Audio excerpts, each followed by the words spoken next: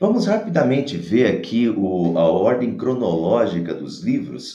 O Antigo Testamento tem até tem um livro para os judeus que se chama Tanakh, né? Esse livro Tanakh é a composição de três partes em hebraico. O vem de Torá. A Torá são os primeiros livros: Gênesis, Êxodo, Levítico, Números, Deuteronômio. Depois vem os Neviim. Os Neviim, em hebraico, são os profetas, são os 17 profetas. Daí aqui estão os profetas, estão aqui nessa parte de cima.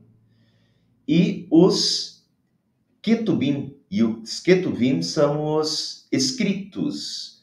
E os escritos, em geral, são livros históricos, né? Então, depois dos 5 livros escritos por Moisés, vem Josué, que é a continuação da história, né? É o sucessor de Moisés. Depois de Josué vem o período dos juízes, que é a continuação da história. Durante o período dos juízes viveu Ruth, né? Por isso Ruth vem depois dos juízes. 1 Samuel, 2 Samuel, 1 Reis e 2 Reis, é o período dos reis de Israel. 1 Crônicas e 2 Crônicas é praticamente um resumo de todo esse período. Aqui embaixo a gente tem o período dos reis, né? Saul foi o primeiro rei, Davi o segundo, Salomão. Salomão foi quem escreveu Provérbios, Eclesiastes e Cântico dos Cânticos, ou Cantares. A maioria dos salmos, metade dos salmos foi escrito por Davi. Depois de Salomão, o reino se divide em Israel e Judá, né? A parte do norte e a parte do sul. E depois disso já vem o cativeiro assírio e o cativeiro babilônico, quando eles são dominados. E aqui em cima a gente tem os profetas de cada período. Bom, o nosso período, eu mostrei isso aqui, esse caráter geral aqui para vocês, só para a gente se localizar qual é o período que nós estamos estudando nessa série. É esse período já no final aqui, né? Depois que eles vão para o cativeiro babilônico, ficam 70 anos no exílio na Babilônica. Durante esse período, né, são o profeta Daniel e Ezequiel. E nós estamos estudando principalmente agora, hoje a gente vai passar o profeta Ageu, na semana que vem, ou daqui 2 semanas, o profeta Zacarias, e depois o profeta Malaquias. E junto, Esdras e Neemias, são todos do mesmo período aqui da volta do cativeiro babilônico. Em 607 a.C., a gente teve as primeiras deportações de judeus para a Babilônia, para o cativeiro, para o exílio babilônico. Em 586 aconteceu a destruição de Jerusalém e do templo, foi quando Nabucodonosor entrou em Jerusalém, queimou o templo, queimou as casas, derrubou os muros de Jerusalém, ou seja, destruiu Jerusalém, 586. Em 537, já no Império Persa, o rei Ciro deixa os judeus voltar, 50 mil judeus, então, regressaram, voltaram para Jerusalém. Foi a volta dos deportados a Jerusalém. Se a gente pegar aqui 607 a.C. até 537 a.C., dá justamente os 70 anos que o profeta Jeremias já tinha profetizado muito tempo antes, que o povo ficaria 70 anos no cativeiro. E foi o que aconteceu, de 607 até 537. Em 500, daí eles voltaram em 537 para reconstruir a cidade, para reconstruir os muros, reconstruir as casas, reconstruição geral, né? Porque Jerusalém tinha ido abaixo, tudo queimado, casas queimadas, templo queimado, tudo precisava ser reconstruído. Então eles voltaram em 537. Em 535 eles começaram a reconstruir e reconstruíram o altar dos holocaustos, e já tinham colocado os alicerces do templo. Mas, do ano 535 até o ano 520, veio uma oposição, e isso foi o tema do estudo passado. Não vou pegar muito e relembrar muito isso. Quem perdeu pode olhar, ainda está gravado lá no YouTube, né? A oposição, então os povos ao redor se reúnem e param as obras ali da reconstrução de Jerusalém e também do templo. Então eles ficaram 15 anos, de 535 até 520, com as obras paradas. E então em 520, Deus manda o profeta Ageu e Zacarias para conclamando o seu povo à reconstrução do templo.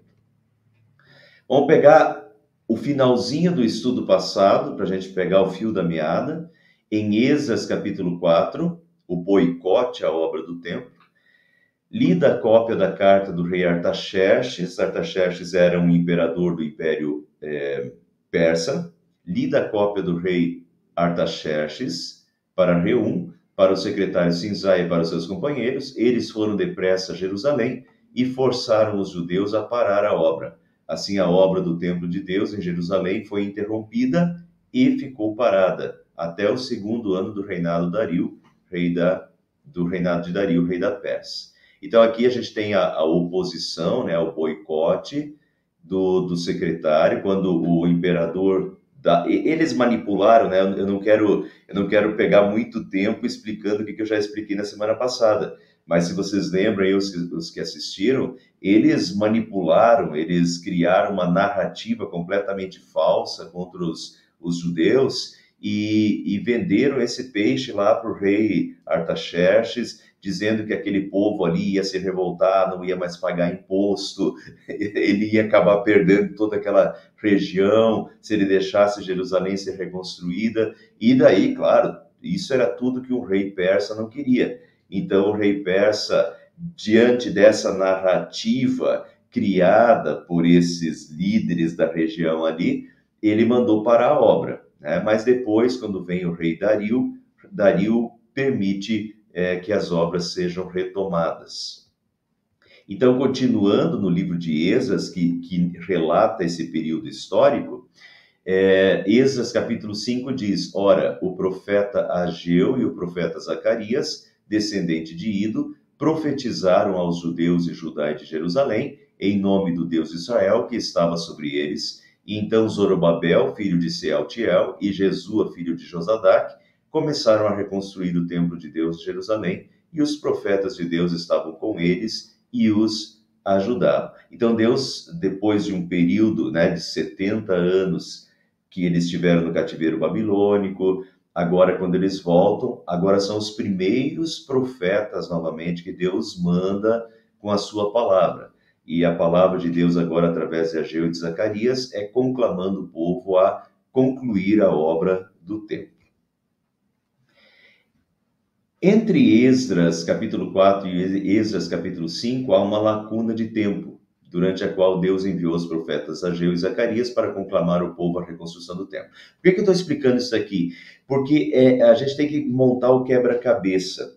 O livro de Esdras, ele narra a volta do cativeiro babilônico, mas depois ele dá um salto já para a época de Esdras. E Esdras e Neemias viveram, daí pula mais ou menos 100 anos, até que vem a época deles. E nessa lacuna, é justamente nesses 100 anos que viveram o profeta Ageu e Zacarias. Então, eu passei, até a semana passada, eu estava usando o livro de Esdras, que narra esse início, essa volta do povo do cativeiro babilônico até Jerusalém, o início da reconstrução. Mas agora, entre o capítulo 4 e o capítulo 5, a gente precisa estudar agora Ageu e Zacarias, porque são eles que preenchem essa lacuna histórica. Depois a gente volta de novo para Esdras capítulo 5, que é a continuação da história, e depois Neemias.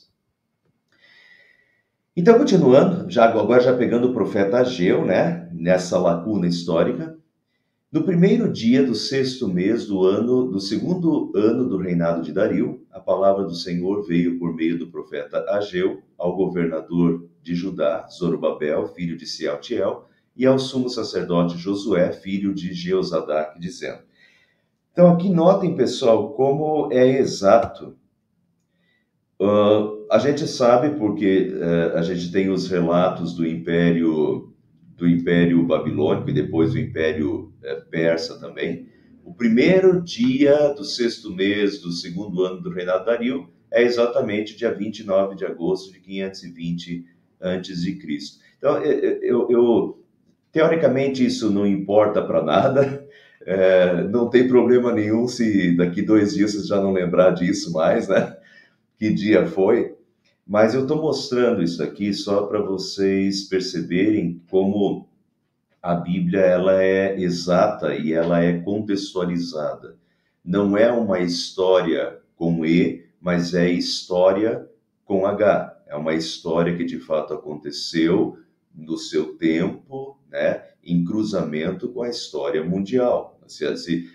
Os meus filhos, que inclusive estão assistindo na sala agora, os meus filhos já tiveram que estudar e todos que passaram pelo ensino fundamental e médio vão estudar em história os impérios babilônico, né? O Império Assírio, o Império Babilônico, o Império Medo-Persa, o Império Grego. Então, a história do povo de Deus é uma história que está acontecendo no meio dessa história e em completo entrelaçamento com a história mundial, né? Tanto que Dario aqui, esse Dario, a minha filha estava estudando sobre ele uns 2 anos atrás.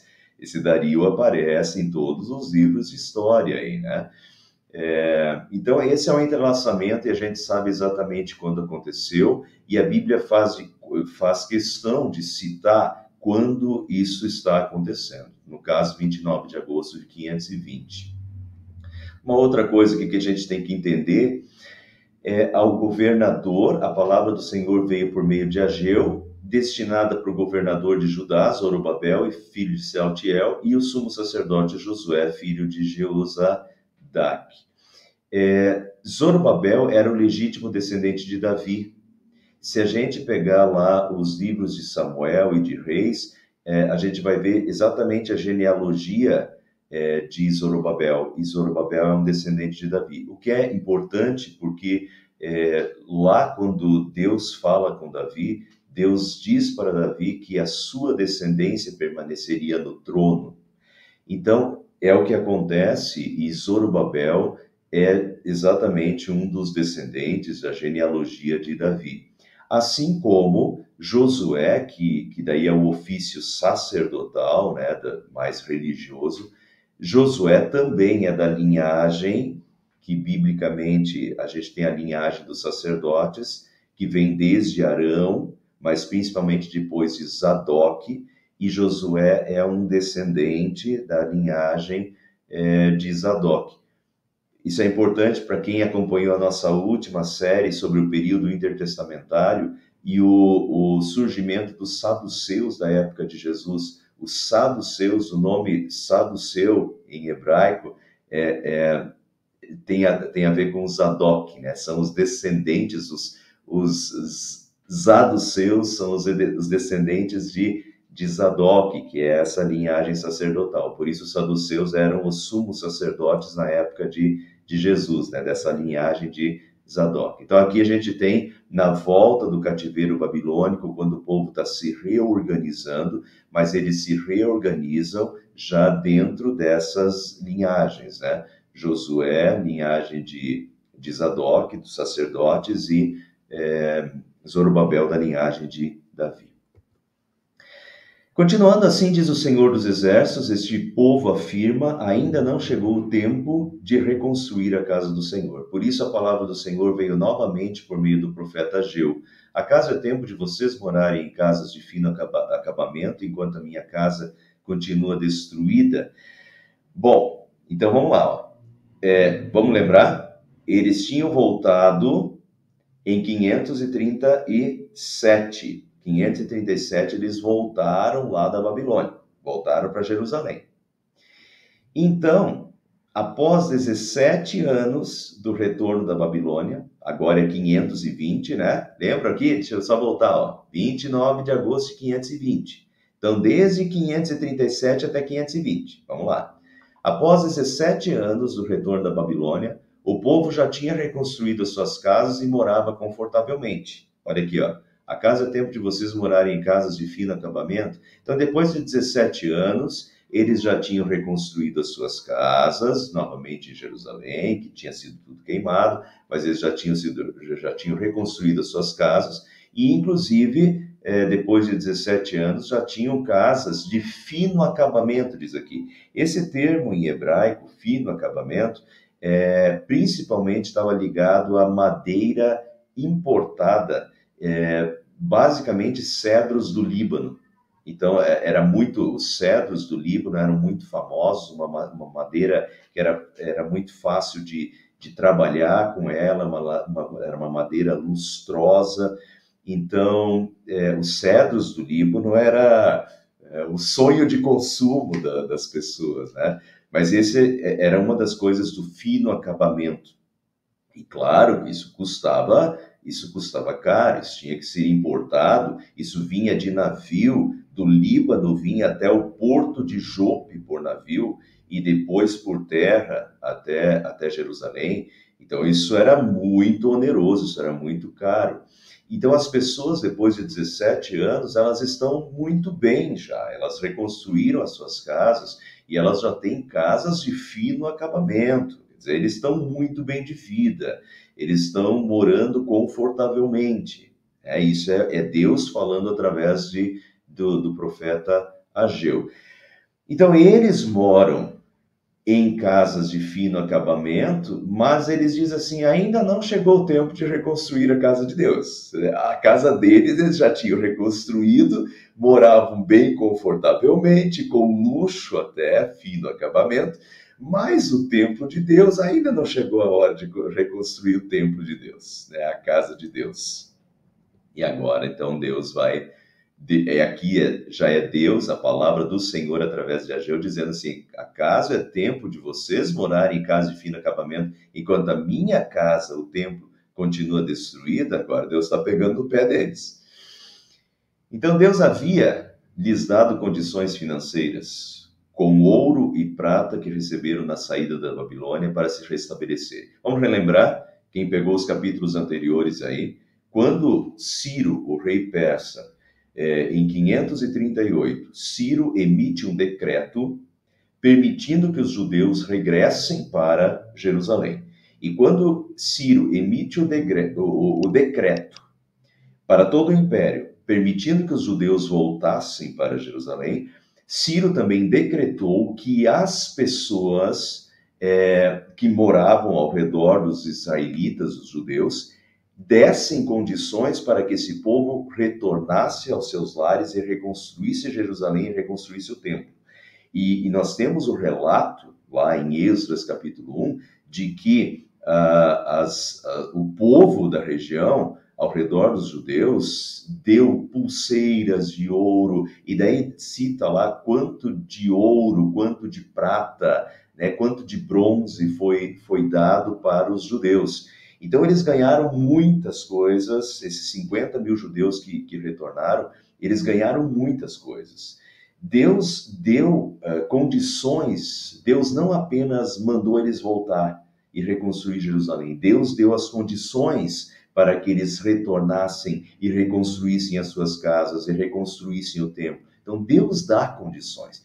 E, pessoal, Deus continua nos dando condições, Deus continua nos abençoando. A questão é se a gente hoje não faz igual o povo daquela época, né? Tipo, para mim, ótimo, mas para Deus, nada. Então, mas o templo, a casa de Deus, estava negligenciado. Então, eles pegaram esse ouro, prata, bronze que eles ganharam, fizeram casas de fino acabamento para eles, mas a casa de Deus continuava negligenciada, né? Só tinha os alicerces do templo. E a pergunta hoje é diferente com as ofertas cristãs, por exemplo? Eu, em primeiro lugar, o meu conforto, a minha casa, né? A igreja fica em segundo plano, fica para depois, fica se sobrar, né? Então, a gente tem que cuidar com isso, que Deus, eu acho que eu coloquei aqui, ó. Deus, em sua graça, continua nos concedendo recursos para o nosso sustento e o sustento da obra de Deus neste mundo. Hoje é o tempo de dar a Deus o que é de Deus, porque eles falam que ainda não chegou o tempo, né? Ainda não chegou o tempo. É tipo assim, para Deus nunca chega o tempo de você dar, porque você sempre está se preocupando mais consigo mesmo, então você sempre tem um outro desejo, é a nossa cobiça, a nossa eterna cobiça, né? Você sempre tem um outro desejo, Você tem um carro, você quer um carro melhor, você tem uma casa, quer uma casa melhor, você tem isso, você quer ter um celular, você quer um celular melhor. Então, assim a gente vai de um desejo, de uma cobiça para outra cobiça, e Deus sempre fica em segundo plano, e Deus fica sempre para depois, né? Então a gente tem que meditar nisso daqui. Deus dá um recado bem claro para o seu povo. Olha, eu dei condições para vocês, vocês agora moram em casas de fino acabamento, luxuosas, e o meu templo vocês não construíram. Quer dizer, o reino de Deus, a obra de Deus, vocês não fizeram. Vocês só estão pensando em si mesmos, né? E não estão pensando nas minhas coisas. É um grande recado para nós hoje também. Deus, às vezes, parece sempre Deus fica em segundo plano na vida, também nos recursos, né? Nos recursos financeiros, às vezes as ofertas, sempre Deus em segundo, Deus, né? Se sobrar, a gente dá, né? Não deve ser assim. Eu acho que essa história aqui puxa um pouquinho a nossa orelha nisso, ou pelo menos nos faz pensar como é que está a nossa vida nesse sentido, né? Nós em primeiro lugar, e ainda não chegou o tempo de Deus, né? Olha, quando sobrar, daí eu dou para Deus alguma coisa, né? Ou faço a obra de Deus. Não é assim. E daí Deus endureceu com eles. Agora sim, diz o Senhor dos Exércitos, vejam aonde os seus caminhos os levaram. Vocês têm plantado muito e colhido pouco. Vocês comem, mas não se fartam, bebem, mas não se satisfazem, vestem-se, mas não se aquecem.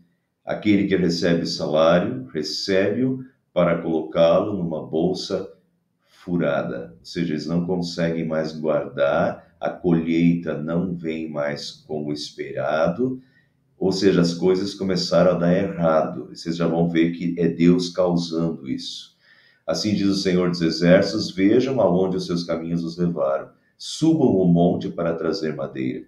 Construam o templo para que eu me alegre e nele seja glorificado, diz o Senhor. Aqui, pessoal, o recado agora é bem claro, e se a gente for para o Novo Testamento, Deus já começou a falar, e ele vai ser mais nítido no próximo versículo ainda, mas Deus já começou a falar que como eles não querem dar o que é de Deus e não querem fazer a obra de Deus com o que Deus lhes dá, então Deus tira, e Deus tira suas mãos de bênção sobre eles para que eles percebam. É igual a gente quando a gente corrige os nossos filhos. A gente às vezes tem que tirar coisas deles para que eles percebam o que eles estão fazendo, dá um choque, né? Aqui em casa é muito o celular, a gente tira o celular para que eles percebam o que eles fazem, se arrependam, né? E depois a gente devolve o celular de novo. E é mais ou menos o que Deus está fazendo com o seu povo. Deus tira sua bênção e faz eles perceber que sem Deus eles não são nada, e que tudo que eles têm é bênção de Deus. Agora, as bênçãos de Deus também é para o reino de Deus. E isso Jesus diz em Mateus 6. Eu coloquei Mateus 6, 33 aqui, mas deixa eu ler para vocês Mateus 6, 19 também, que é bem interessante. Vejam, porque Deus fala para eles que eles construíram casas de fino acabamento, né? Que eles estão bem confortáveis. Mateus 6,19, Jesus fala dos tesouros do céu, e Jesus diz, não acumule para vocês tesouros na terra, onde a traça e a ferrugem destroem, onde os ladrões arrombam e furtam. Mas acumule para vocês tesouros nos céus, onde a traça e a ferrugem não destroem, onde os ladrões não arrombam nem furtam. Pois onde estiver o seu tesouro, aí também estará o seu coração. Onde está o seu tesouro? O tesouro é aquilo que você coloca em primeiro lugar na vida, é aquilo que você busca, aí está o teu tesouro. Então tem muita gente que diz assim, não, Deus é o principal para mim, mas o o que você coloca em primeiro lugar? Aquilo que se coloca em primeiro lugar, na verdade, é aquilo que você está seguindo, que você está indo atrás, né? Então, não necessariamente Deus está em primeiro lugar, né? Onde está o seu tesouro? É isso que Jesus está dizendo. Onde está o seu tesouro, aí estará o seu coração também. E daí até depois, Jesus termina dizendo, ninguém pode servir a dois senhores, pois odiará a um e amará o outro, ou se dedicará a um e desprezará o outro. Vocês não podem servir a Deus e ao dinheiro. Vocês não podem servir a Deus e ao dinheiro. Ninguém pode servir a dois senhores, diz Jesus. E às vezes o dinheiro está sendo o Deus das pessoas, né? É aquilo que a pessoa só tem olhos para isso, corre atrás disso, gasta todo o seu tempo, gasta todos os seus esforços para isso. Isso é o seu Deus. Na prática, o dinheiro se torna, até tem outra passagem que diz que o dinheiro o amor ao dinheiro é idolatria, porque o dinheiro se tornou seu Deus. É para onde vai todo o teu esforço, é para onde vai toda a tua força, toda a tua capacidade, é só para ganhar dinheiro. Se tornou o teu Deus. E daí Jesus conclui essa passagem, e essa eu anotei aqui. Jesus disse, busquem em primeiro lugar o reino de Deus e a sua justiça, e todas essas coisas vos serão acrescentadas. Coloquem Deus em primeiro lugar, o reino de Deus em primeiro lugar. As coisas desse mundo vão sendo acrescentadas e são bênçãos divinas. E Deus vai acrescentando as bênçãos. Mas coloque Deus em primeiro lugar. Onde está o teu tesouro? Né? O teu tesouro está em Deus de fato? Se o teu tesouro estiver em Deus de fato e você buscar Deus, Deus vai abençoar a sua vida, né? E as coisas, e Deus promete ser fiel e vai continuar cuidando de você. Agora, o problema é que geralmente as pessoas buscam todas as outras coisas em primeiro lugar e acrescentam Deus à medida que sobra tempo. Entende? É o inverso disso aqui. Colocam o carro na frente dos bois. Em vez de busquem em primeiro lugar o reino de Deus e a sua justiça, e as outras coisas vos serão acrescentadas, tem muita gente que busca todas as outras coisas em primeiro lugar e acrescenta a Deus à medida que tem tempo. Isso é uma inversão completa de valores. Deus é o nosso Criador, Jesus o nosso Salvador e o Espírito Santo nosso santificador. Deus precisa estar em primeiro lugar. E as outras coisas nesse mundo, Deus vai acrescentando, Deus vai nos abençoando, Deus vai cuidar de nós, como cuidou do povo de Israel. Mas quando se inverte as coisas e se coloca o carro na frente dos bois, às vezes Deus tem que dar um choque na gente. E essa repreensão, esse castigo de Deus, um castigo amoroso, assim como eu tiro. Quando eu tiro o celular dos meus filhos, é por amor a eles, é para que eles percebam alguma coisa que está errada, se arrependam e voltem para o caminho certo. Eu não tiro por ódio, a gente tira por amor. Quando a gente corrige os nossos filhos, a gente corrige os nossos filhos por amor. Assim, quando Deus nos corrige, Deus sempre nos corrige por amor.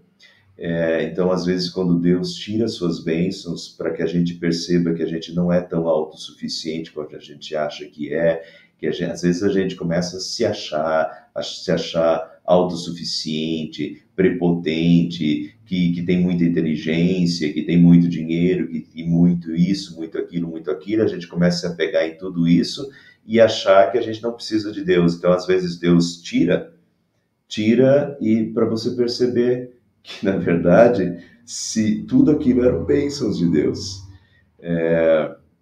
E quando você perde tudo, aí você nota que você não é tudo aquilo que você achava que você era. Então você volta em humildade a Deus, e Deus volta a te abençoar. Eu acho que é isso que aconteceu aqui. Então vejam a continuação. Deus diz, vocês esperam muito, mas eis que veio pouco. E o que vocês trouxeram para casa, eu dissipei como um sopro. Ou seja, não sobrou nada.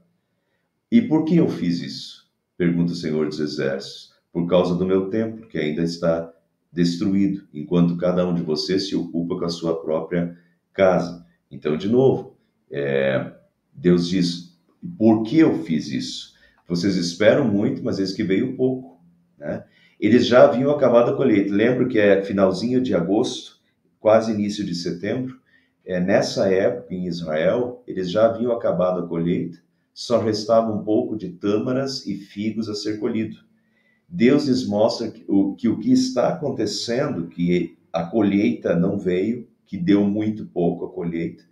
Deus lhes mostra que o que está acontecendo é castigo e consequência de estarem deixando Deus em segundo plano. Então, de fato, é aquela repreensão, é aquele castigo de Deus, aquele castigo amoroso para chamar o povo, a fazer o povo acordar e voltar. E Deus explica por que eu fiz isso. Porque o meu templo ainda está destruído, enquanto cada um de vocês se ocupa com a sua própria casa. Só estão se importando com vocês mesmos, estão me deixando completamente de lado na vida.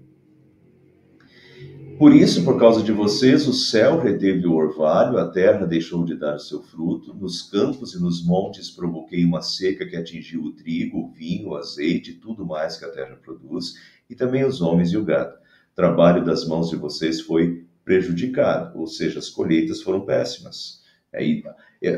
Só notem uma coisa aqui, pessoal, tá? Aqui Deus está explicando, Deus está dizendo, fui eu que fiz. Fui eu que fiz para chamar a atenção de vocês como um castigo para que vocês voltem para perto de mim e deixem de ser autossuficientes e me coloquem em primeiro lugar na vida de vocês de novo. Então aqui Deus está explicando isso. Isso daqui, não dá para pegar esse texto aqui e aplicar para todas as secas. E não dá para pegar esse texto aqui e aplicar para as queimadas lá no Pantanal agora. Não dá para pegar um texto daqui e aplicar para toda colheita que não produz, né? Ou para toda, entende? Aqui Deus faz, aqui Deus explica, sou eu que estou fazendo por causa disso, tá?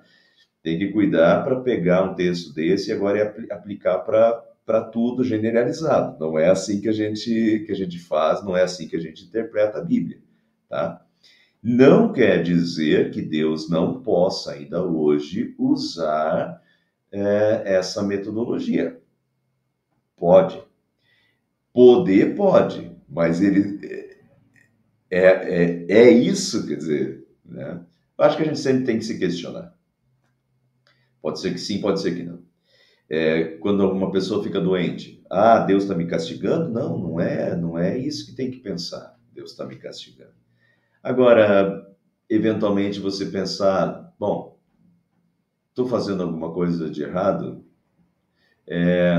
né? Não custa pensar. Mas a gente não pode pegar textos como esse daqui e aplicar para tudo à nossa volta, tudo que acontece na nossa vida, achando que agora Deus está nos castigando, tá?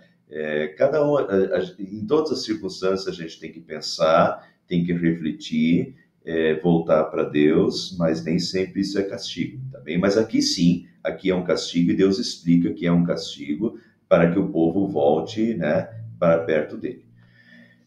Zorobabel, filho de Sealtiel, o sumo sacerdote Josué, filho de Jeozadak, e todo o restante do povo obedeceram à voz do Senhor, o seu Deus, por causa das palavras do profeta Ageu, a quem o Senhor, o seu Deus, enviara, e o povo temeu o Senhor. É bem interessante isso aqui, pessoal. Houve reconhecimento, arrependimento, mudança de atitude e fé. Bem diferente do que era antes. Se vocês lembrarem da história do povo de Israel, antes do exílio, do cativeiro babilônico, o povo já não se arrependia. Deus mandava os profetas. O profeta Isaías foi pela tradição, o profeta Isaías foi cerrado ao meio dentro de um tronco. Colocaram dentro de um tronco e cerraram Isaías ao meio. O profeta Isaías que profetiza o nascimento de Jesus. O profeta Jeremias provavelmente foi morto a pedradas ou de outra forma também. Jeremias se lamenta porque o povo despreza e o persegue. Então, o que acontecia antes é que Deus mandava os profetas e as pessoas apedrejavam os profetas, não queriam saber da voz de Deus.